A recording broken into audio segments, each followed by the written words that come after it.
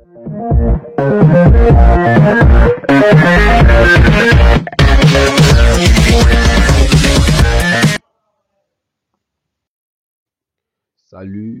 et bienvenue sur cette nouvelle vidéo sur ma comptabilité. Alors, aujourd'hui nous allons voir l'amortissement accéléré. Nous allons voir ensemble le principe de calcul. Nous allons voir comment se traite l'amortissement accéléré dans le journal. Et nous allons voir après un exercice et nous allons le corriger ensemble. Alors, qu'est-ce que l'amortissement accéléré? Pour bien comprendre qu'est-ce que l'amortissement accéléré, il convient d'abord de revenir sur la notion même d'amortissement. Donc, dans le domaine de la comptabilité, un amortissement est la perte de valeur d'un bien qui en fait partie du patrimoine d'une entreprise. Donc, cette perte de valeur peut être due à l'usure de ce bien, au vieillissement de ce bien ou à l'obsolescence de ce dernier. Donc, par exemple, une machine peut se détériorer et donc on perd sa valeur à cause de l'utilisation qui en est faite. Donc, un bâtiment peut aussi également se détériorer au fur et à mesure du temps.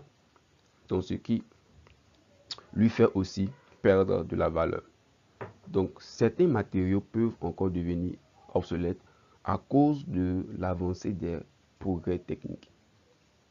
Donc, ici, l'amortissement accéléré est l'amortissement qui consiste à doubler la première annuité d'amortissement et à rendre par la suite les autres annuités d'amortissement normales comme celle de l'amortissement linéaire.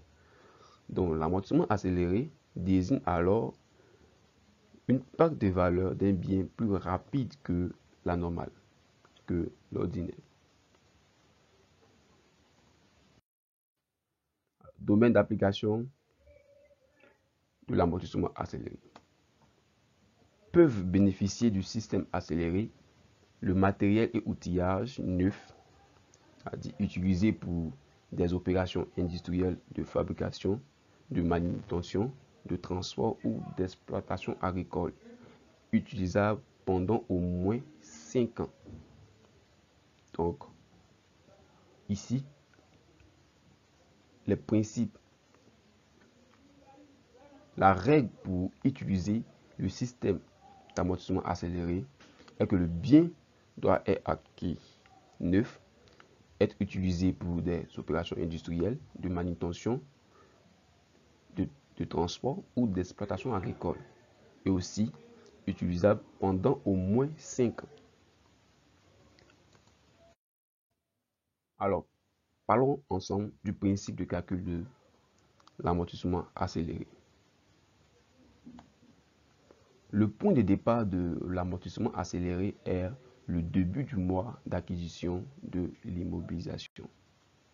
Donc, le principe consiste ici à doubler le montant de la première annuité d'amortissement, ce qui fait la particularité de l'amortissement accéléré. Donc, en cas d'acquisition en cours d'exercice, la première annuité d'amortissement accéléré et la dernière annuité d'amortissement accéléré sont calculés en fonction du temps, dans les mêmes conditions que l'amortissement constant. Donc, la différence ici entre l'annuité accélérée et l'annuité linéaire constitue l'amortissement dérogatoire. Donc, si cette différence, si par exemple ici, l'annuité accélérée est supérieure à l'annuité linéaire, on aura une dérogation, c'est-à-dire soit dotation, soit reprise. Donc, si l'annuité accélérée est supérieure à l'annuité linéaire, on aura une dotation. Dans le cas contraire, une reprise. Donc, comme je l'ai dit, si l'amortissement accéléré est supérieur à l'amortissement linéaire, la différence constitue une dotation aux provisions réglementées. Donc, selon le 6 croix, cet élément s'enregistre au 851. Donc, si l'amortissement accéléré est inférieur à l'amortissement linéaire, la différence constitue une reprise aux provisions réglementées. Donc, cela s'enregistre selon le 6 croix révisé au 861.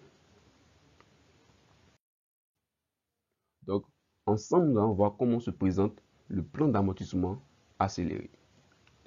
Donc, nous avons ici un plan de 10 colonnes, a dit ici exercice, période accélérée, la valeur d'origine, l'annuité accélérée, le cumul des annuités accélérées, la valeur nette fiscale et non la valeur nette comptable, puis la période linéaire, l'annuité linéaire, l'amortissement dérogatoire, dotation et reprise. Donc il faut dire que l'annuité accélérée, donc le cumul des annuités accélérées, doivent être égal à la valeur d'origine. Également pour l'annuité linéaire. Donc ici, la valeur nette comptable ou la valeur comptable nette s'appelle valeur nette fiscale, car l'amortissement accéléré est un amortissement fiscal.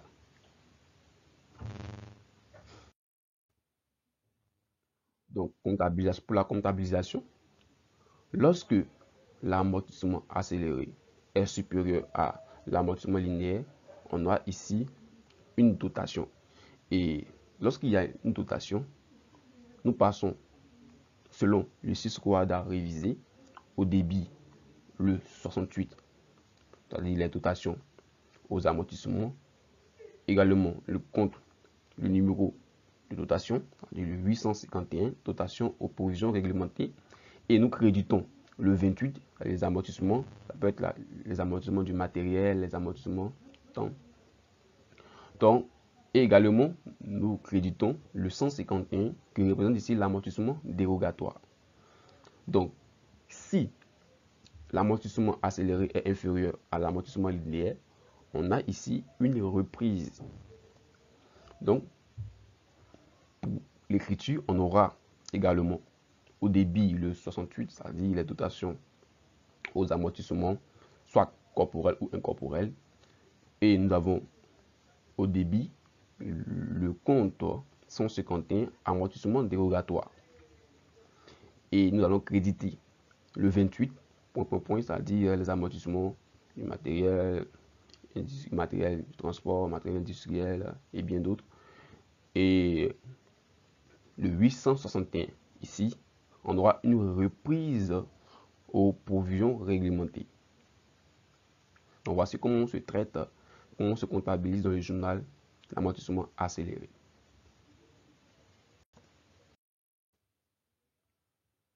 Exercice d'application.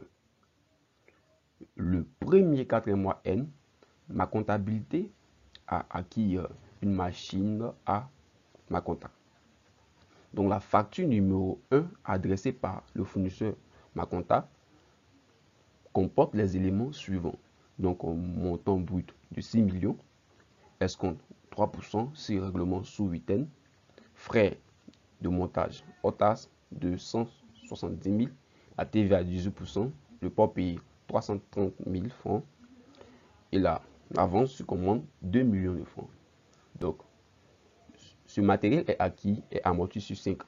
Donc, comme nous l'avons dit, doit être acquis au moins 5 ans. Ce matériel doit être neuf. Donc on a ici, comme nous l'avons vu dans les vidéos précédentes, que lorsque nous avons ici un escompte réglementé, c'est-à-dire cet escompte-là n'apparaît pas dans la facture. Donc ici, on nous demande en 1 de présenter la facture numéro 1. En 2, de déterminer la valeur d'origine de cette machine. En 3, de présenter le plan d'amortissement accéléré. Et en 4, de passer les écritures nécessaires, c'est-à-dire les écritures du premier 4e mois N, du 31 12e mois N, du 31 12e mois N plus 1, du 31 12e mois N plus 4, du 31 12e mois N plus 5. Donc ensemble, nous allons résoudre ce exercice. 1. Présentons la facture numéro 1. Donc pour la facture, nous avons ici en en-tête. Donc comme nous l'avons dit, la facture a 3 parties, c'est-à-dire l'en-tête, le corps et le pied. Donc ici, nous avons ici le fournisseur Maconta nous avons ici le client qui doit, c'est-à-dire ma comptabilité, c'est une facture de droit. Et cette opération s'est réalisée le premier quatrième mois N. Donc, on a la facture numéro 1. Donc, ici, dans le corps de la facture, nous avons le montant brut qui est le prix marqué de l'article, sans élément de réduction ni de majoration. Donc, on aura un montant brut de 6 millions. Et vu que nous avons ici un escompte conditionné de 3%, cet escompte n'apparaît pas dans la facture. Donc, on aura montant brut plus les frais de montage hors taxe, donc 6 millions plus 170 000, on trouve un montant hors taxe de 6 millions 170 000. Et ce montant sera additionné à la TVA de 18%, c'est-à-dire 6 millions 170 000 fois 18%, nous trouvons 1 million 110 600. Donc, le montant hors taxe additionné à la TVA, nous trouvons un montant TTC de 7 280 600. Donc, nous additionnons ici le port payé. Donc, nous avons dit dans le cours précédent que le port payé n'est pas soumis à la TVA. Donc, apparaît sur la facture de droit après la TVA.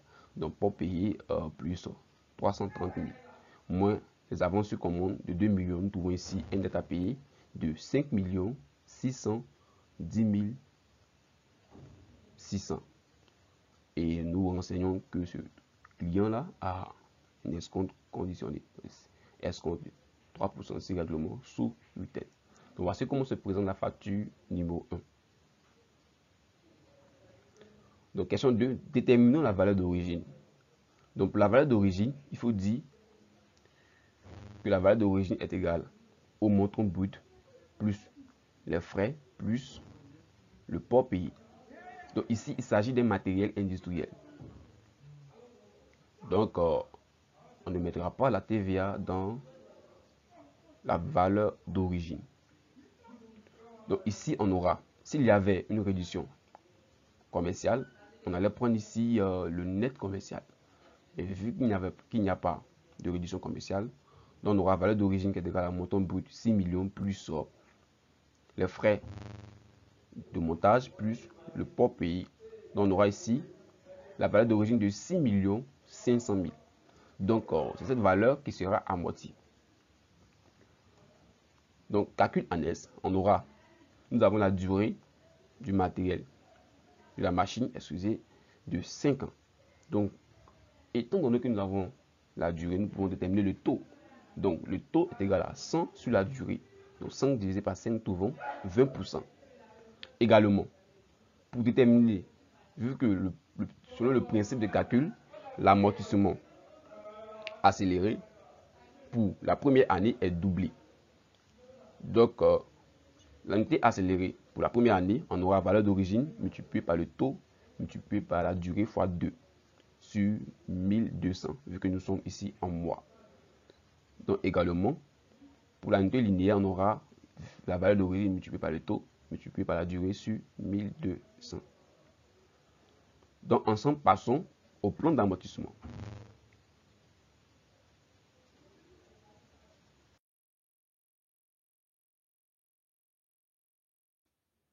Alors, présentons le plan d'amortissement accéléré.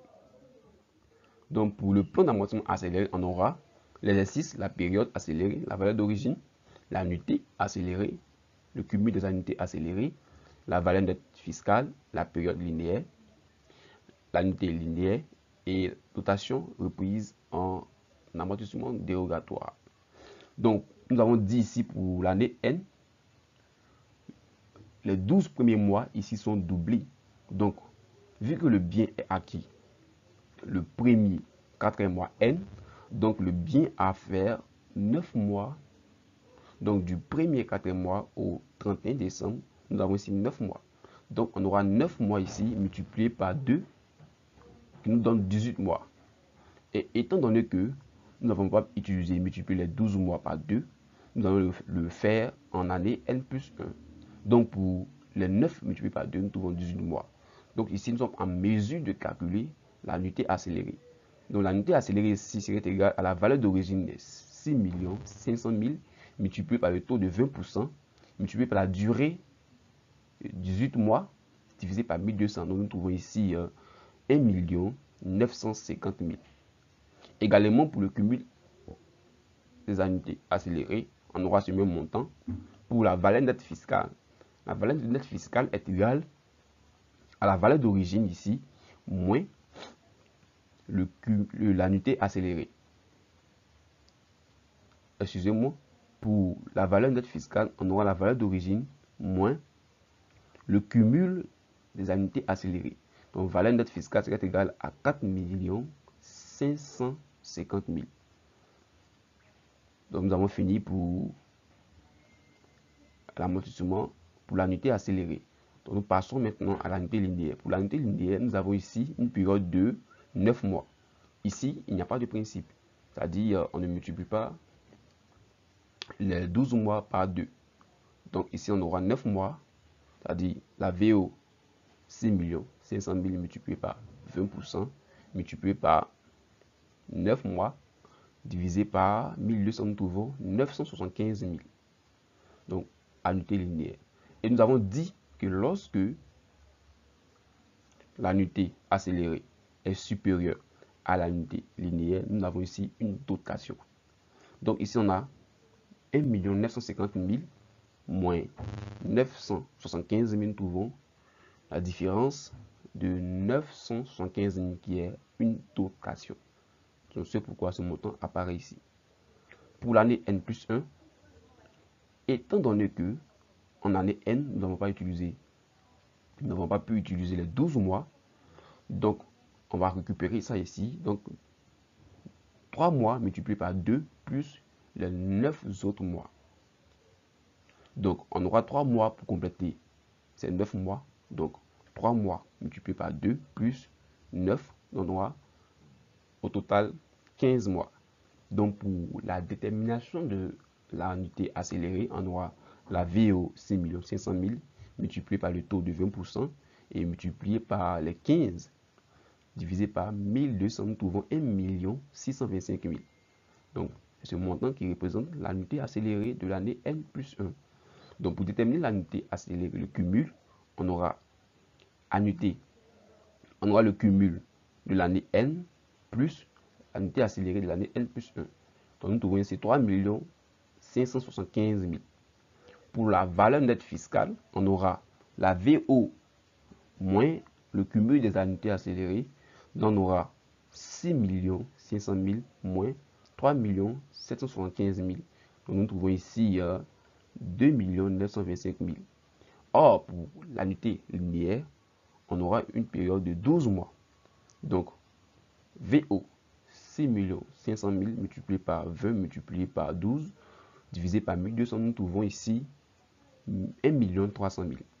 Donc, la différence entre l'annuité accélérée et linéaire nous donne ici 3 325 000, excusez, 325 000, qui représente ici une dotation. Donc, pour l'année N et l'année N plus 1, nous avons respecté le principe de calcul de l'annuité accélérée. Donc, les 12 premiers mois sont multipliés par 2. Ce qui nous donne ici, voilà, les 12 multipliés par 2. Donc, nous avons respecté cela. Donc, pour l'année N plus 2, nous avons un principe normal, c'est-à-dire la VO multipliée par les 20% multiplié par les 12 mois. Donc, nous trouvons ici 1 300 000. Pour le cumul, on aura le cumul antérieur plus l'annuité accélérée. Nous trouvons ici 4 875 000. Donc pareil, pour le même principe de calcul, on aura ici une égalité entre l'annuité accélérée et l'annuité linéaire. Donc ce qui nous donne 0, 0. Et il faut dire que les 5 ans ont été respectés en période accélérée. Vu que ici, les 12 premiers mois ont été doublés. Donc c'était ici, ça représente ici une anticipation. Or, pour la période linéaire, il n'y a pas eu de multiplication. Donc ce qui nous donne ici, pour l'année N plus 5, on n'aura rien en période accélérée, mais on aura ici 3 mois pour compléter les 9 premiers mois de la période N. Ce qui nous donne ici 5 ans. Donc, si nous remarquons bien, nous avons ici pour l'unité accélérée et l'unité linéaire, nous voyons que l'unité accélérée est inférieure à l'unité linéaire. Donc, nous avons une reprise. Et il faut dire que le total des montants en dotation et des montants en reprise doivent être identiques. Donc, ce qui nous donne ici 1 300 000, 1 300 000. Donc, voici comment se présente le plan d'amortissement accéléré. Pour ceux qui n'ont pas compris, veuillez nous poser la question en commentaire. Alors, après avoir présenté le plan d'amortissement accéléré, passons les différentes écritures au premier 4e mois N, au 31 12e mois N, jusqu'au 31 12e mois N plus 5. Donc ici, nous avons acquis une machine industrielle. Donc, ce qui représente le matériel industriel. Donc, pour le premier 4e mois N, lors de l'acquisition, nous avons vu dans la vidéo antérieure sur les factures, on débutera le 24-41 matériel industriel qui va prendre ici la valeur d'origine des 6 500 000 et nous aurons ici la TVA sur les immobilisations, le 44-51 qui ici va prendre le montant de la TVA de la facture. Après, nous avons ici au crédit un fournisseur d'investissement selon le 6 quadra qui est le 481. Donc ici, il y a une différence entre le fournisseur de la charge d'une marchandise et le fournisseur d'acquisition. Donc, on n'aura pas ici un 401, mais un 481 qui représente ici le fournisseur d'investissement. Donc, on aura le net à payer de la facture. Et ici, nous avons l'avance versée sur immobilisation. Donc ici, on aura le 252 avance versée sur immobilisation. Donc voici comment on enregistre la facture, disons, l'acquisition du matériel industriel. Donc après avoir enregistré le matériel industriel, nous allons maintenant passer l'écriture d'amortissement, des dotations aux amortissements. Donc nous avons ici l'amortissement corporel, c'est-à-dire ici le 6813, dotation aux amortissements corporels, qui va prendre l'unité linéaire de 975 000 et le 851 qui représente ici la dotation aux provisions réglementées, c'est-à-dire qui va prendre ici les 975 000. Donc pour le débit, on aura 975 000 en dotation aux amortissements et 975 000 pour le 851. Donc au crédit, on aura le 2841, c'est-à-dire pour trouver le numéro de compte de la dotation de l'amortissement, on intercale en deuxième position, c'est-à-dire du numéro de compte du matériel, le chiffre 8, ce qui nous donne ici 2841, dotation et amortissement du matériel industriel de 975 000 et l'amortissement dérogatoire de 975 000. Également, même principe pour le 31 12e mois, N plus 1. Donc, il faut dire, pour récapituler, le 6813 prend l'amortissement linéaire, disons l'annuité linéaire, et le 28 également, vu que le 6813 est la contrepartie du 2841. Donc, on aura ici ces deux numéros vont prendre l'unité linéaire et le 151,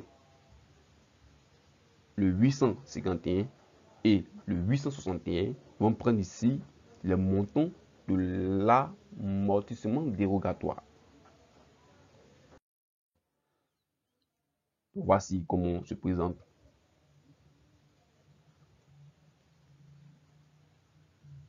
la comptabilisation des différentes opérations.